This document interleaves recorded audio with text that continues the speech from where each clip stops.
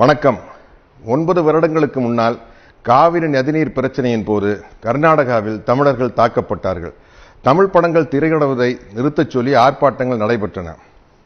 அதற்கு கண்டனம் தெரிவிக்கும் வகையில் தமிழ் திரையுலகின் சார்பில் நடைபெற்ற கண்டன கூட்டத்தில் பலரும் ஆவேசமாக பேசினார்கள். அவர்களில் நானும் ஒருவன். அதற்கு எதிர்வினையாக என்னுடைய கொடும்பாவி உருவ பொம்மைகள் கர்நாடகாவில் எரிக்கப்பட்டன. அதே வேளையில் கர்நாடகாவில் நடைபெற்ற ஆர்ப்பாட்டங்களில் கர்நாடகா திரைப்பட கலைஞர்களும் ஆவேசமாக பேசினார்கள். அப்படி நான் பேசிய போது என்னுடைய சில வார்த்தைகள் கன்னட மக்களின் மனதை புண்படுத்தியதாக அறிகிறேன். நான் கன்னட மக்களுக்கு எதிரானவன் அல்ல. அதற்கு உதாரணமே 35 வருடங்களாக என்னிடம் உதவியாளராக இருக்கும் திரு சேகர் என்பவரின் தாய்மொழி கன்னடம். கடந்த 9 வருடங்களில் பாகுபலி பாகம் 1 உட்பட நான் நடித்த சுமார் 30 திரைப்படங்கள் கர்நாடகாவில் வெளியாகியுள்ளன. எந்த பிரச்சனையும் எழவில்லை.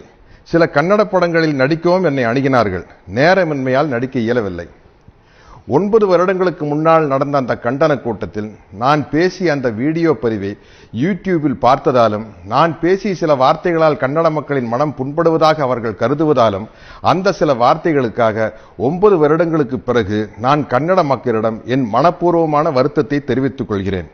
எனக்கு ஆதரவாக குரல் கொடுக்கும் தமிழீழ உறவுகளுக்கும் தமிழக மக்களுக்கும் என் நலம் விரும்புபவர்களுக்கும் என் மீது வருத்தம் கொள்ள வேண்டாம் என்று கேட்டுக்கொள்கிறேன்.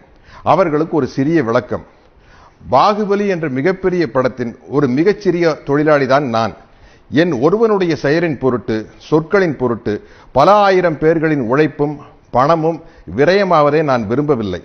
அது மட்டுமல்லாது கர்நாடக மாநிலத்திற்கு பாகுபலி 2ஆம் பாகத்தை வாங்கிய விநியோகஸ்தர்களும் திரையரங்கு உரிமையாளர்களும் பாதிக்கப்படாமல் பாதுகாக்கும் கூடுதல் பொறுப்பும் எனக்கு உள்ளது என்பதை தயவு செய்து புரிந்து கொள்ள வேண்டும் என்று கேட்டுக்கொள்கிறேன். அது இன்றைய ட்விட்டரில் இயக்குனர் திரு ராஜமௌழி அவர்கள் கூறிய விளக்கத்தின் மூலம் இன்றைய ட்விட்டர் பதிவில் ராஜமௌழி அவர்கள் கூறிய விளக்கத்தின் மூலமாக தெளிவாக தெரியும். ஆனாலும் இனிவரும் காலங்களில் தமிழீழ மக்களின் பிரச்சனையாக இருந்தாலும் சரி, காவிரி நதிநீர் பிரச்சனையாக இருந்தாலும் சரி, விவசாயிகள் பிரச்சனையாக இருந்தாலும் சரி, தமிழக மக்களின் நலம் சார்ந்த அனைத்து நியாயமான பிரச்சனைகளுக்கும் தொடர்ந்து குரல் கொடுத்து கொண்டுதான் இருப்பேன் என்பதை தெள்ளத் தெளிவாக கூறிக்கொள்கிறேன்.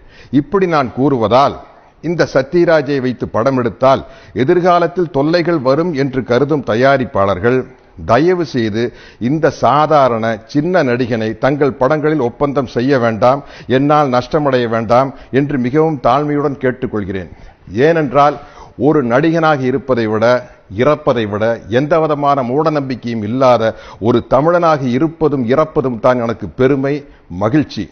எனது மனப்பூர்வமான வருத்தத்தை ஏற்றுக்கொண்டு பாகுபலி படத்தின் 2ஆம் பாகத்தை வெளியிட ஒத்துழைக்குமாறு கன்னட மக்களை அன்புடன் கேட்டுக்கொள்கிறேன். என் உணர்வுகளை புரிந்து கொண்டு எனக்கு உறுதுணையாக நின்ற தமிழீழ மக்கள், தமிழின உணர்வாளர்கள், தென்னிந்திய திரைப்பட நடிகர் சங்கம், தமிழ் திரைப்பட தயாரிப்பாளர் சங்கம், தமிழ் திரைப்பட இயக்குநர்கள் சங்கம், தென்னிந்திய திரைப்பட தொழிலாளர்கள் சங்கம், என் நலம் விரும்பிகள் அனைவருக்கும் நான் எனது மனமார்ந்த நன்றியை தெரிவித்துக் கொள்கிறேன்.